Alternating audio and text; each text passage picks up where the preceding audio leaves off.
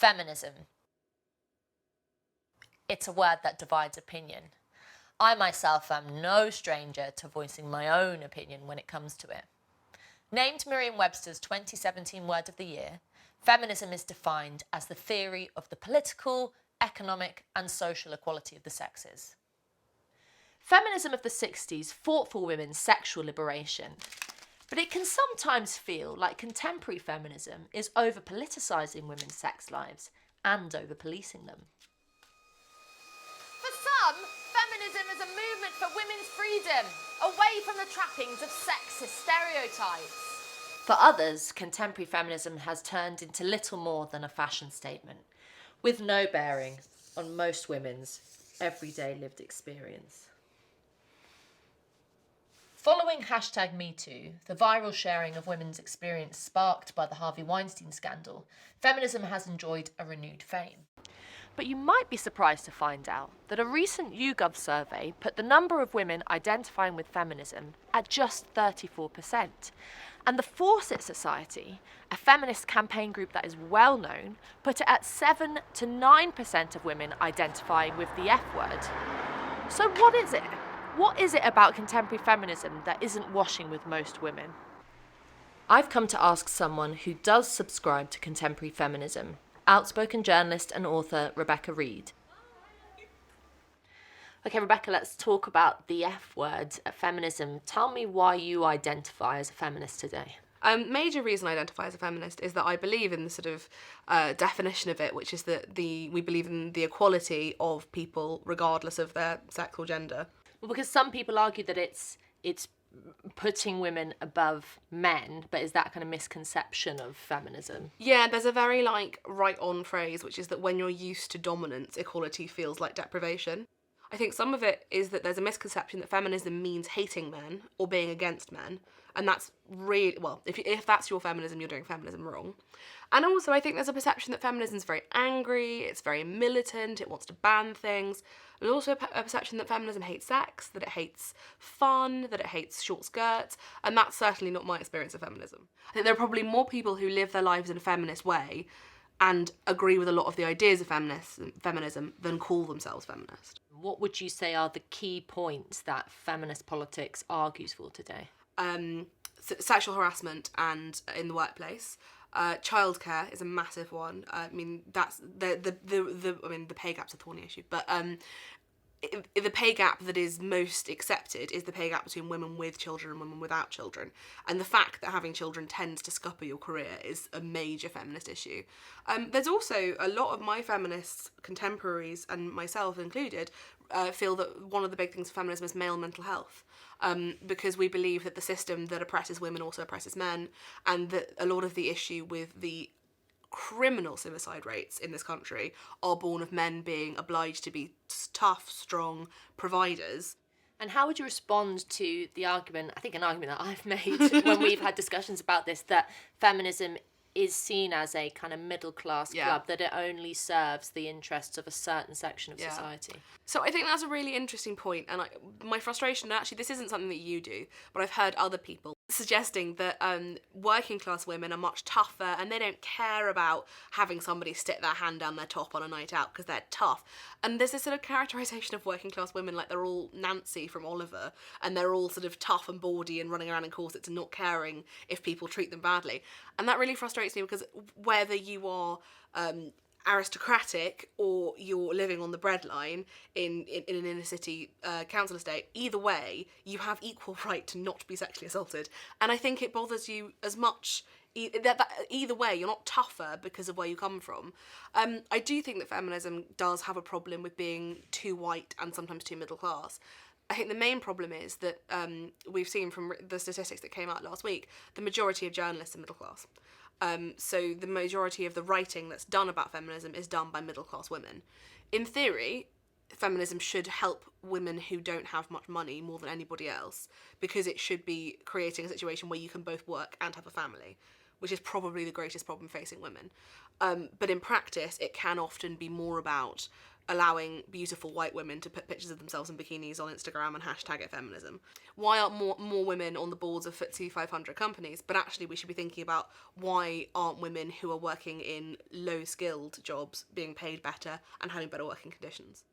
So one of the criticisms of the hashtag #MeToo movement, but also the more general discussion about sexual harassment, is that what it's done is not honed in on the areas in which sexual harassment is still an issue, but turned everything into a problem. So we've had discussions about whether or not jokes should be allowed, whether or not staring should be allowed, wolf whistling, all these wider issues that isn't your kind of classic example, stereotypical example of someone being assaulted. I think the sad reality of the Me Too movement is I don't think it's changed most people's lives at all on a day-to-day basis.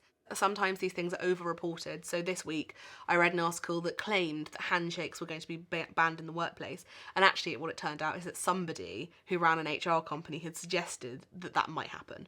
So nobody's actually going to do it, but you get great click-through if you put a headline saying people no longer allowed to shake hands.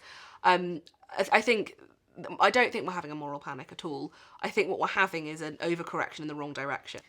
Me and Rebecca have had this debate many times, and I agree with her on the criticisms of contemporary feminism and how it's not as inclusive as it could be.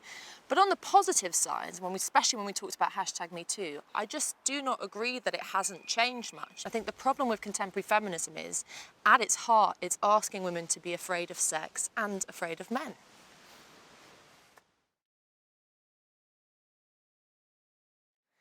As well as sexual harassment, many contemporary feminists argue that women are still oppressed in their daily lives.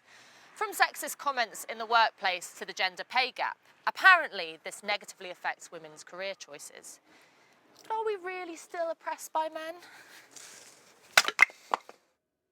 Emily Hill, journalist and author of Bad Romance, prefers the more old-school version of feminism, the Camille Palliers and the Germaine Greers of this world. So Emily, thanks for having me today. Thank you for coming. I'm right in saying that you do still call yourself a feminist, and what is it about that kind of kick-ass old-school feminism that you want to hang on to? So I do still call myself a feminist, as you said. I'm starting to question why. When I was young, feminism really helped me because I wasn't really expected to get anywhere, and reading feminist works really kind of made me think that I could kind of defeat whatever opposition was foolish enough to stand in my way. The thing that really troubles me most about modern feminists is their complete ignorance of the women who've come before them. Most, if not all, of the privileges that they enjoy today have been because of the fights that were entered into on their behalf. And what we have to face as women today is not nearly in any vicinity to what your mother or my mother or grandmother would have had to overcome. Mm-hmm. And do you think that whereas the feminism of the past, 60s, 70s, 80s, was more based in quite hardcore political theory, it had demands, it was very radical, some of them, the classic bra burning, but also marching for abortion rights, being quite strident. Do you think that's been lost today in today's contemporary feminism that seems to pick up on things like personal habits, language, politically correct culture? The feminism I subscribe to, the feminism that's helped me in my life, the feminism that I would like to champion today and see championed today is about liberty and equality, not about what is happening, which is a regression, I would say, in terms of we're women, we're not handicapped in any way. We can fight our own battles, and I'm not saying that we don't encounter prejudice, because I think in certain circumstances we do, the orgasm gap, the pay gap, but those issues should be tackled by ourselves. I think it's disempowering to have all these rules imposed on everything so women are protected. We're not children. We do not need to be protected, and we need to stand up for ourselves. And I know a lot of feminists will say, oh, well, some women aren't able to do that. I wasn't able to do that in my 20s. I'm sure I was paid a hell of a lot less than the men. But that's a question of teaching women how to stand up for themselves, because it's better to win your own battles. And everybody who's alive has a certain amount of problems. And I think that Camille Paglia has a point when she says that bourgeois culture has just infiltrated everything. And so minor things, even the minor things, certain women who've never had to encounter any kind of prejudice or anything will kind of appeal to other, sort of appeal to the referee. Like, like on a football pitch, if somebody, fouled you, you'd appeal to the referee. Actually, it's life, so just kick them back. Mm-hmm. Well, let's talk about sex, and it's something that you... Sex is something that you address alongside relationships, intimacy, other things in Bad Romance. But what I wanted to ask you, because a lot of the characters in your book and the way that you talk about feminism, very much championing a kind of forceful, forthright view of feminism, yes. of women owning their space. Yes. In relation to sex, do you think that feminism is making women more fearful of it? Yes, I one of the things I really worry about is the quality of sex among young women. Sex is risky. Sex is interesting and intriguing and strange. So I'm not kind of belittling the idea that things can go very, very, very, very wrong. Me Too, #MeToo is divided opinion. How do you feel about it? Do you sign up to it? Do you have criticisms of it? Okay, so first of all, I was a Me Tooer. I was like, yeah, me too, that's happened to me too. Yeah, and I like that because I think women have been silenced for very many years in various ways. We don't feel we can say certain things, and certain things have happened to us and affect us. And I was thinking, yes, me too. And at the time, that was about Harvey Weinstein, who was a very powerful man in Hollywood, who routinely raped, abused, sexually assaulted women. It was a very serious issue. For me, it was a free speech issue. We have equivalents in our culture, for instance, Philip Green, and we couldn't print that because of his lawyers and because of the newspaper culture that exists here.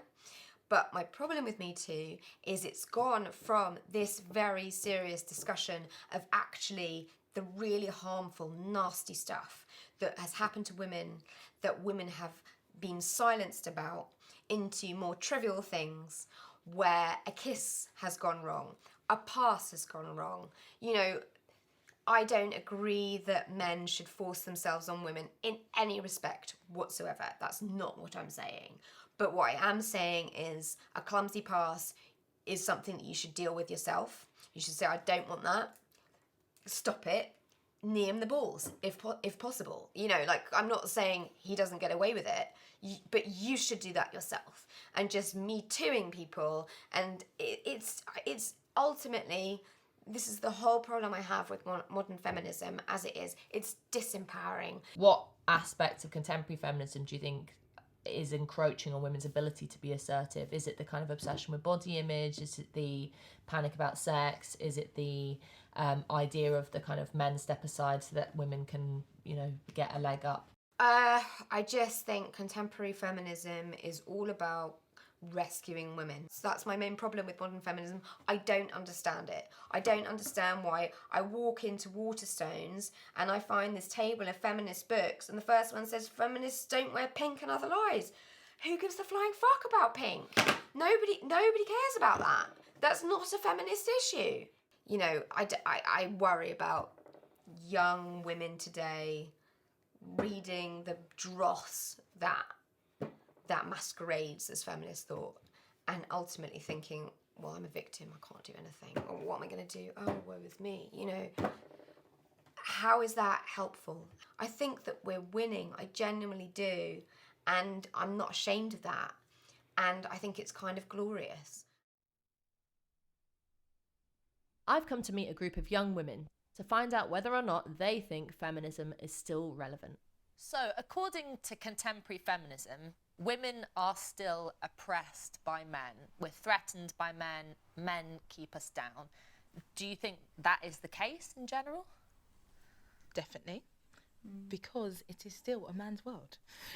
What do you mean by that? So, have you ever not been able to do something because a man's had his boot on your throat? Yeah, of course. I feel like if it was work, especially work, and we were in a situation where it was a woman against a man in a job, no doubt he would get the job and he would get paid more. Women, we bring ourselves down, but then men, they just sell themselves. Yeah. So I feel like the issue is that we are selling ourselves short. If you were pitted against a man and woman who had the same same skill set or the same experience, who would get the job? Most likely a man. But to your point, like in that I'm looking to ask for a pay rise like this coming week, I was looking online at ways to go about getting a pay rise, and actually in those articles they're pitting men against women, just saying like men ask for them, they're more prepared when they go into those interviews, whereas women are just like, I feel like I need it. But men are like, no, this is how much value I've added, this is how much this, that and the other. But I was offended by that article. Well, the pay gap is a contentious issue. The data's all screwy. Yeah. But essentially what they do is they conflate different levels. So they put a woman who's on part-time for whatever reason against the guy who's on full-time. And of course it's going to come up short. And the more important thing that people don't know is that women in their 20s and 30s today are out-earning men. And the third thing to perhaps completely blow your minds is the thing that really doesn't get discussed, and maybe this is part of contemporary feminism's problem, is when women do get penalised is when they leave work to have a baby. Right. And that's by choice because, or you know, they can, there is provisions, there's childcare provisions, very small extent, but it will cost you a bomb. So a lot of women choose to go home and have the baby. That isn't addressed. So do you think feminists might use that as a bit of a lazy get-out to say, oh, there's a pay gap, when actually it's quite a difficult picture? I work in the creative industry, and the pay thing isn't whether you're male or female, it's if you're good at your job. In my industry, men were still earning more than women here, and we actually had a discussion on Women's Day where we had a panel of women, and a lot of our women at top are the CEOs and the COOs, and that's incredible, but a lot of them, if you look at them, don't have children, and so that was a big discussion point. They were like, did you feel at some point you had to choose between children or a career? And quite a few of them who didn't have children said yes, and I feel that maybe that's something I felt because I didn't have a child that benefited me. And there was one woman who was a high up person, and she said, I do have a child, and I felt that it really impacted my job as a mum. The last place that I worked, men and women could take the same amount of paternity leave and be paid for the same amount. So there were men just going for 9 months, like 6 months, a year. And it was just amazing. They'd come back and they did leave after because they didn't get the promotions that they wanted. Part of the thing that I've been questioning is whether or not the contemporary feminist outlook patronises women. Coming here today, I would have said that I'm a feminist because I think I am, because feminism to me means men are equal to women. However, I feel like it's gone a lot further than that, and it's not just about that now. I feel like there's a lot more to it than just we're equal. You think it's further in a bad way? In a bad way, yeah. For example, you know, if you call a woman babe, that's, you know, you can't say that to a woman because she might take it the wrong way. Me personally, I don't think that's a bad thing. As long as you're treating me and speaking to me with respect, that's totally fine. What do you think about that, Tia? In terms of language has been something that contemporary feminism has really honed in on, to the point at which now they're kind of saying at some universities, at some workplaces, there are regulations which say you cannot use terms like babes or housewife or sweetheart or darling. And while that might come from a place of wanting to show respect, do you think that there's a benefit to that, or has that gone too far? I think it's a bit ridiculous. I think that there's a lot of pressure on how you should address a woman, and I think a lot of people, I just think that they're quite over the top about it. And it all depends on your culture and where you're from, because I'm from Essex and everybody calls everybody babe. People from Ireland are still coming all the way to England to have abortions, and we're worrying about babes. I want us to be focusing on, can I walk home alone at night and not have to send my friends my location to make sure I'm home okay? Well, Melissa, the question about sexual harassment has been central to contemporary feminism and #MeToo. But so let's just talk a bit more about how women react to that, because I think we'd all agree that there still are questions about how men and women experience life differently, you know, fear and things like that. But contemporary feminism says we've got to make wolf whistling illegal. We've got to have policemen watching women on the street to protect them. We've got to bring in laws that ban all sorts of stuff. Do you think that that hampers and restricts your ability to say, shut up on the street, and feel like a strong woman who can react? Do you think there's a tension there and a difference? See, it's hard for me because I feel that I'm a feminist because I'm so pro-woman. But if a guy said to me, marry me, and you don't have to work because I make enough, I'd be like, I'd quit my job.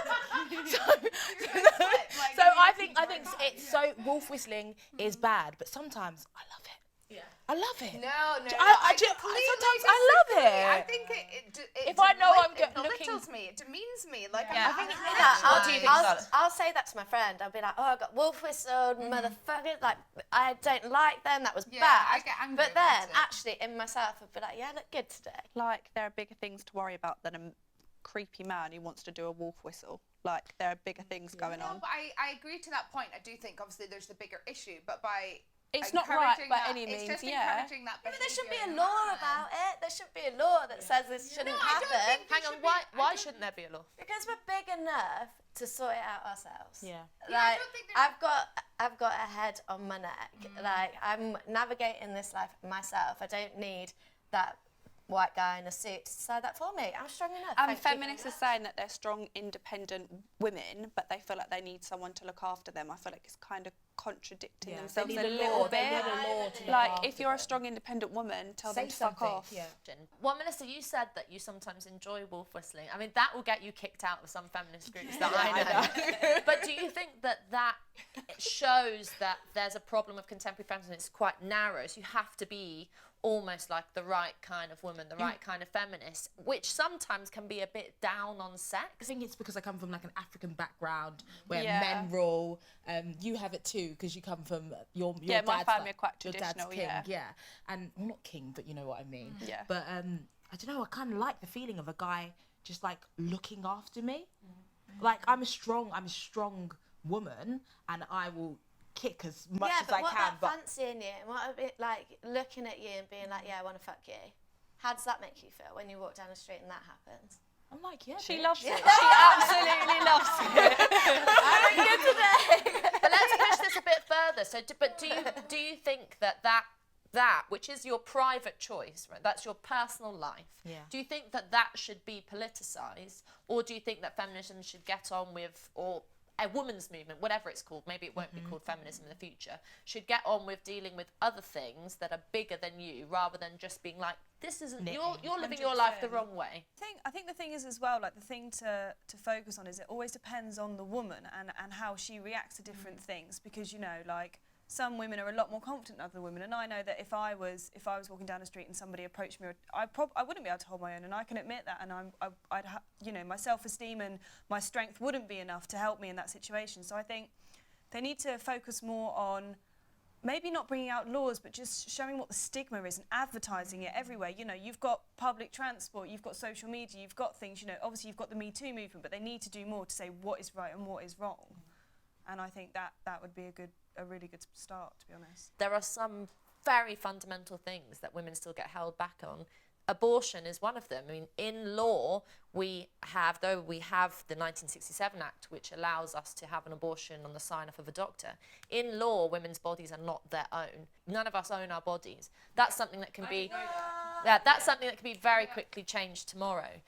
But I think for me, the thing is that contemporary feminism, and the reason I have a problem with it, is it opposes us almost like children. So we have to have the support of politicians, we have to have the support of policemen, of, you know, our nice feminist male friends who will step aside to let us in, or give us a leg up, or things like that. And when it comes down to the fights that we will have to have in the future, you have to have women that really feel strong in themselves to do that, and you have to, you know, genuinely empowered and feel like they can take on the world. That kind of old school kick-ass, not going to take any nonsense feminism.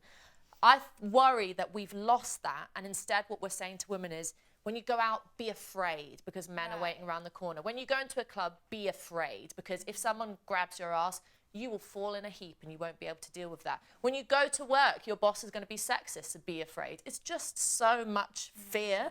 And where does that leave women? For me, if we can get these mainly middle-class campaigners to just kind of buzz off for a bit and actually say, what is it? I mean, I wrote a book, What Women Want. What is it that women want? Let's put that front and centre rather than telling us what we need to do. Over 100 years ago, women like Sylvia Pankhurst and Mary Wollstonecraft stood here in London's East End and fought for women's freedom.